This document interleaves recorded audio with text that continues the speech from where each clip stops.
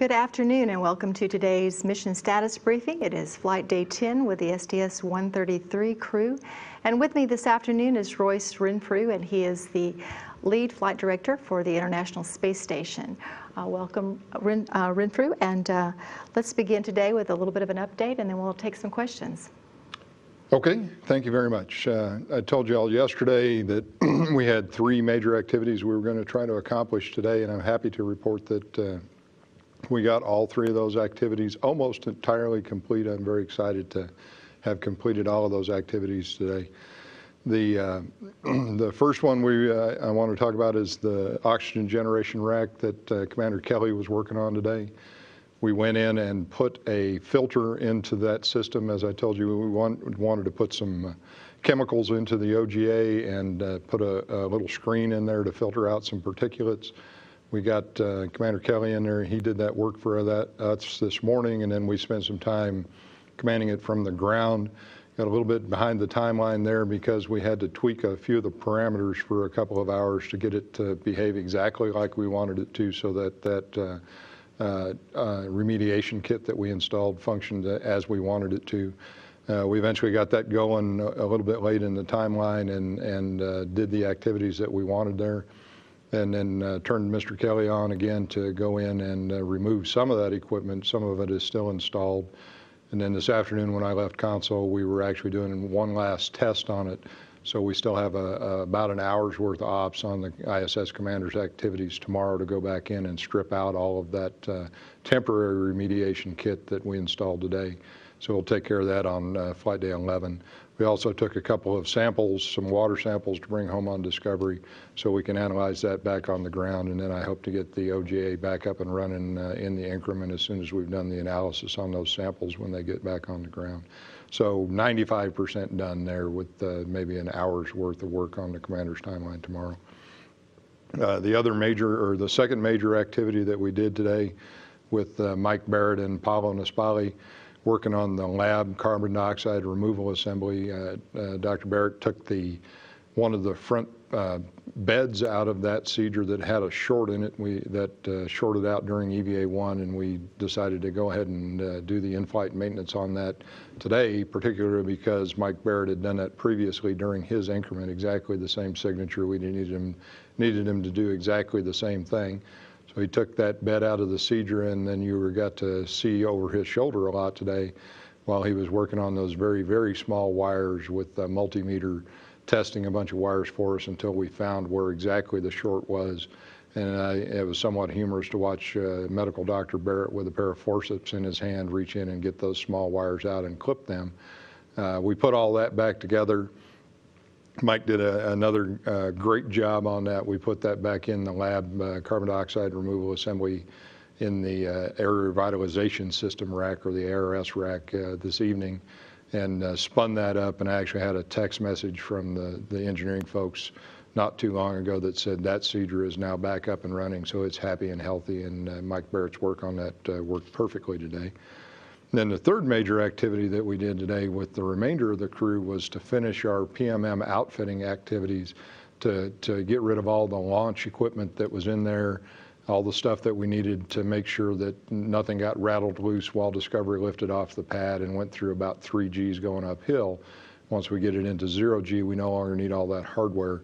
So we spent a lot of time with a bunch of crew members today going in and removing that launch hardware, transferring some of those platforms that we no longer need on orbit, the integrated stowage platforms, and a bunch of launch hardware over to the HTV transfer vehicle.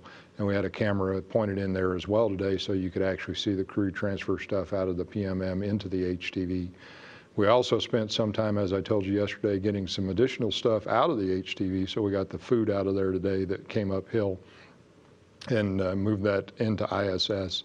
And all in all, just a great day. So I'm ready to declare that the PMM is essentially ready for business as a module on board ISS at this moment. We still have maybe a launch restraint bolt or two that we need to go in and turn, but it's really ready to go as a permanent attachment to the International Space Station. We'll start using that module as it was designed to use. So all in all, just a great day on orbit. The additional +1 day that we wound up with the docked mission here was very well used in getting the ISS in the absolute best config we can be in for Discovery's undock. So then tomorrow, a couple of different things are going to go on.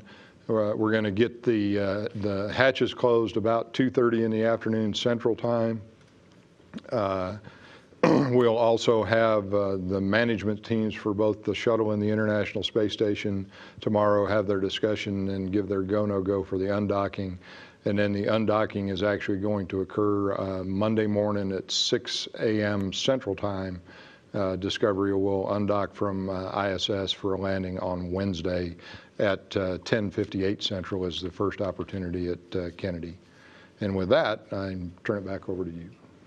Thank you, Mr. Renfrew. We're going to take some questions here from our reporters, and then we do also have 2 reporters on our phone line. So we're going to begin first with questions from the audience.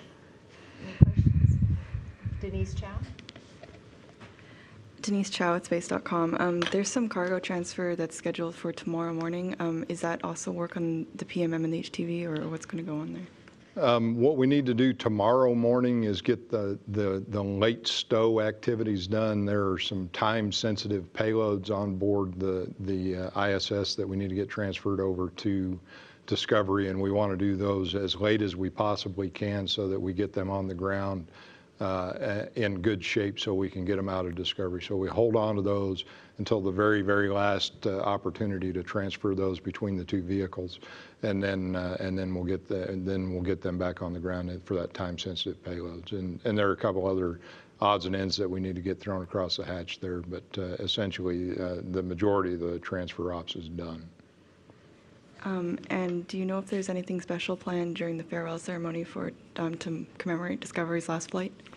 You know, the Commander Lindsay is going to do a tribute, I believe, is in the undocked timeline here, where they're going to have some activities related to Discovery's last flight on their free flight day after they undock. And I'm sure that both Commander Lindsay and Commander Kelly will have something special for the activities tomorrow, although I'm not familiar with exactly what they plan for the last day of Discovery dock to the ISS. Mr. Perlman. Hi, Robert Perlman with CollectSpace.com.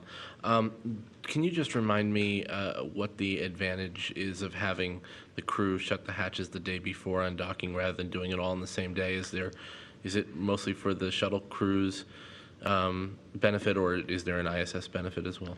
It's really for the shuttle crew because they have a really busy day after they undock. They're going to do the fly around. They're going to get into all their preps for landing. So one of the advantages is get the hatches closed the night before, which is a relatively extensive operation for both crews, is to get that done and then let the crew get a good night's sleep and then wake up in the morning and then first thing punch off so the orbiter crew can then spend the rest of the day. So they don't have to get up in the morning and then shut the hatches, and that just extends the day. And can you just address a little bit what the ISS crew's activities will be after undocking? How much recovery, so to speak, do they need after a shuttle leaves to get back to normal operations? We have some activities that we need to perform on board ISS. It's not an extensive list, but we need to put all of our equipment away that we have out for a docked mission. Some of the ventilation lines that we have scattered out, and we get the pressurized mating adapter depressed after the orbiter undocks, and a few other odds and ends. But there's not an extensive amount of work that the station crew needs to do after the orbiter undocks. So they'll get a well-deserved little bit of time off there after Discovery leaves the stack. Are there any other questions here? Well, then we'll go to our phone line. We'll start with Mark Carreau. Oh, thank you, Mark Carreau for Aviation Week. If you know, could you tell us what some of the late stow items are? Are they like medical specimens or other experiments? Excuse me, that's correct. The payload science really, that some of it, like I said, is time sensitive, so we're going to take it out of our minus 80 degree Fahrenheit, or minus 80 degree, the Melfi freezer, I can't remember the acronym stands for, the really cold freezer on board ISS, and we're going to put those in the glaciers in Discovery's middeck to bring them home. So, like I say, we want to do that at the very end of the transfer day, so those time-sensitive payloads can be taken out once we get Discovery back on the tarmac at KSC. Thank you. And now we'll go to James Dean. Thank you very much, James Dean from Florida today. And Royce, I just wondered if during the farewell ceremony tomorrow, to what extent you'll be reflecting on the fact that it's one of the last few times we'll see a shuttle crew saying goodbye and closing the hatch, and of course the last for Discovery. Personally, this is I've been working on this mission for almost 2 years now. This has been a wonderful experience for me to go do this as a lead station flight director for Discovery's last mission. It'll be, I think the term that a lot of folks have been using is bittersweet, because I will be and am currently ecstatic about the way that this mission has gone. We've planned it and we've planned it and we've planned it, and just to actually see Discovery come off the pad and have an opportunity to actually go execute the mission and to see it fall out as flawlessly as it has done is just a wonderful feeling for a flight director, to look at all the hard work that we've done and handle all the curveballs that the vehicle has thrown at us, or throughout the mission with the various failures that we've had during the docked ops, and be able to take those in stride and actually to execute the mission as designed is just glorious. And on the flip side of that, obviously, it is absolutely true that this is the last time Discovery will be at ISS. This is the last one of the last shuttle missions we'll ever do to ISS. So that has some bittersweet components to it. But really, I think I'm just very happy with the way the mission has gone, the way the ground teams have executed, the way the crew has executed. I couldn't be happier. So it's gonna be difficult for me not to feel happy, even though I understand this is the last time Discovery is going to be there. Thanks very much. Are there any other questions? We will wrap up this evening's briefing. Just a couple of updates. The next mission status briefing will be tomorrow. That's Sunday, March 6th at 12:30 p.m. And then there will, of course, be over the evening hours and the very early morning hours at 12:45 a.m. Central Time, the ISS Flight Director Update. For continuing coverage of the final mission of Discovery, be sure to stay tuned to NASA TV. For more information about NASA and its programs, be sure to check out www.nasa.gov. Thank you and good evening.